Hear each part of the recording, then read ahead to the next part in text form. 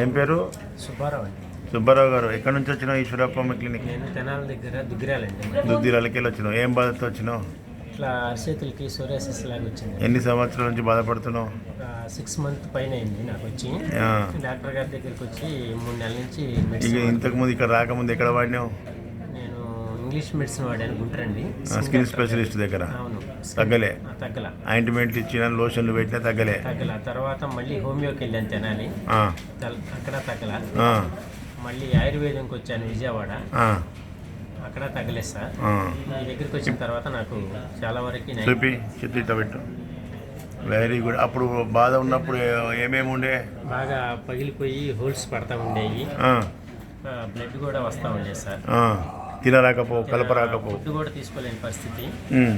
Night అయితే నిద్ర కూడా ఉండేది కాదు, అలా ఉండేది సార్. మరి ఇప్పుడు హోమియోపతిలో ఎలాంటి ఆయింట్మెంట్ పెట్టకుండా, లోషన్ పెట్టకుండా తీపి గుళికలు నోట్లేస్తేనే తగ్గిపోయిందంటే ఏది నిజమైన సైంటిఫిక్ వైద్యం? మీ వైద్యమే సార్. హోమియోపతే ప్రజలకు తెలియజేయకుండా దీన్ని తొక్కేసి ప్రజలకు అందకుండా ఇట్లా చేసిరు.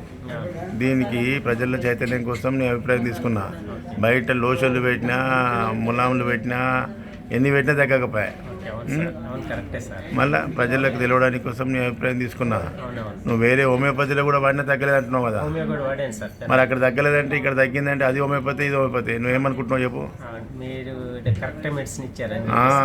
హోమియోపతిలో correct medicine, correct doctor, quality మందు ఉంటే పనిచేస్తుంది. గుడ్డిగా వాడి ఎక్కడో వాడి ఆ డాక్టర్ని కాకుండా హోమియోపతిని బదనాం చేస్తారు. హోమియోపతి వాడిని తక్కువ కాలే. డాక్టర్ తప్పని చెప్పి అనాలి. డాక్టర్ మార్చుకోవాలి, కొత్త డాక్టర్ని మార్చుకోవాలి, మంచి డాక్టర్ దగ్గర పోవాలి.